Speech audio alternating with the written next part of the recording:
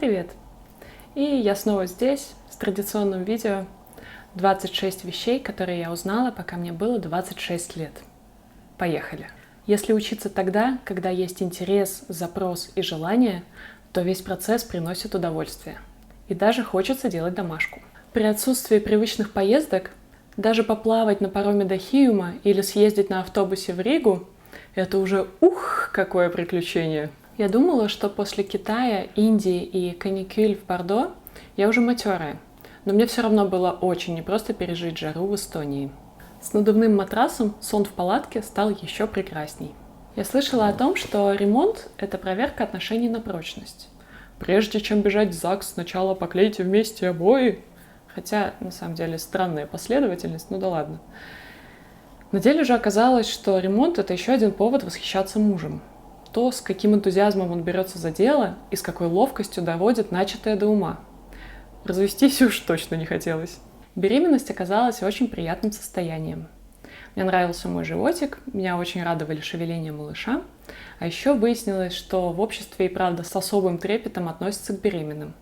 Я постоянно ощущала заботу как от знакомых, так и от незнакомых людей. В беременности были и трудности. Пол-лета меня эмоционально штормило из-за гормональных перестроек, и я уже задыхалась от накатывающей на меня агрессии, даже не знала, что так бывает. Потом по осени мне прихватило спину, и я несколько недель хромала как старый пират, а потом в один прекрасный день, в день свадьбы моей подруги, спину отпустила, и ой, как хорошо танцевалась. И самым сложным было то, что в последние недели меня постоянно спрашивали: «Ну как дела? Еще не родила? Ты вообще собираешься-то? Когда уже?» В беременность я быстрее уставала, и это научило меня лучше к себе прислушиваться и бережно к себе относиться, и вовремя отдыхать. Научилась делать вареники. Вареники оказались теми еще липкими ребятами, поэтому как только их слепишь, их надо аккуратненько разложить так, чтобы они друг друга не трогали, посыпать мукой и сразу ставить в холодильник. Потому что мой первый вареник собрался в супер вареник, и мы варили его на сковороде. В беременность надо есть для двоих, а не за двоих. Этот второй еще совсем кроха, и в день на самом деле нужно всего на 300 килокалорий больше. На солененькое меня тянет по жизни, а вот в начале беременности очень хотелось кислого, и мне пришлись по вкусу нектарины и недоспелая клубника. А еще я не могла есть свой любимый сыр, потому что он внезапно стал пахнуть этанолом. Зато появилось четкое понимание, чего я хочу съесть. То есть до мелочей, как блюдо должно выглядеть и каким оно должно быть на вкус. Поэтому мне еще больше начало нравиться готовить. И ой, как я кайфовала от еды всю беременность. У меня даже появилась мысль, что это специальная такая программа, что в беременность так хочется готовить, и ты нарабатываешь блюда, создаешь свои фирменные рецепты, и потом ребенок всю жизнь вспоминает твою манную кашу, запеченную утку и яблочную шарлотку. Если улитка закопалась в грунт и затихла, это не «Ой, бедняжечке, наверное, холодно, а отопление еще не включили». Это «Литка, серьезно? Ты думаешь, сейчас самое лучшее время отложить яйца?» Роды — это очень интересный аттракцион. Мне понравилось. Если полностью погрузиться в процесс, не сопротивляться, расслабиться, танцевать, дышать, звучать, шутить шутейки, то да, это труд, но это никак не муки. А с мужниной ладошкой на животе и с его моральной поддержкой ничего не страшно и никакая анестезия не нужна. Плацента, околоплодный пузырь и пуповина формируются из той же оплодотворенной яйцеклетки, что и зародыш, и генетически они идентичны ему, а не матери. А еще все эти органы одноразовые. Я с детства думала, что пупок появляется, когда пуповину перевязывают, и в зависимости от того, как ее перевязали, пупок то наружу, то внутрь. Нет, оказывается, что это не так. Пуповина просто отсыхает и отваливается. Кожа младенца – это самое нежное, что я когда-либо трогала. А макушка и правда вкусно пахнет печеньками.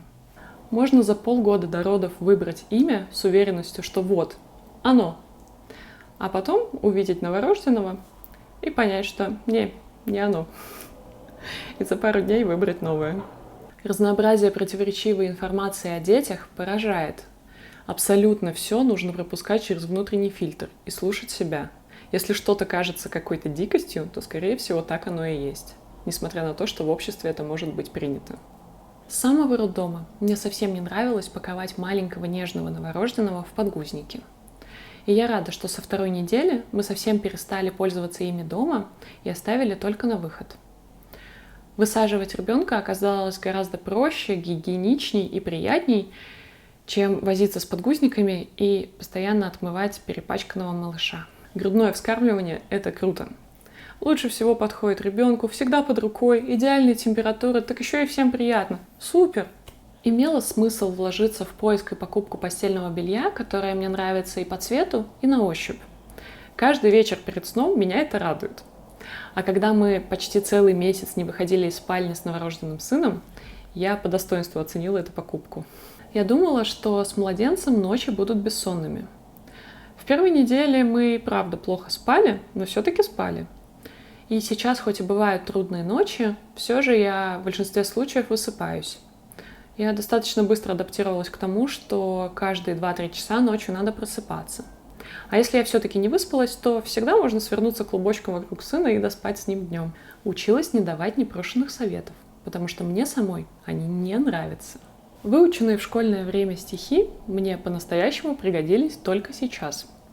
Когда я собираю сына на прогулку, то под стихи он разрешает надевать даже на себя ненавистную шапку. В этом году я особенно убедилась в том, что меня окружают замечательные люди. Встречи с вами заряжают меня юмором, вдохновляют, оказывают поддержку, просто согревают душу. Спасибо вам. Материнство – это полноценное дело. Объем знаний, которые надо получить в кратчайшие сроки и сразу же применить на практике, колоссальный. Так эти знания еще надо постоянно обновлять по мере роста малыша. Вообще не скучно.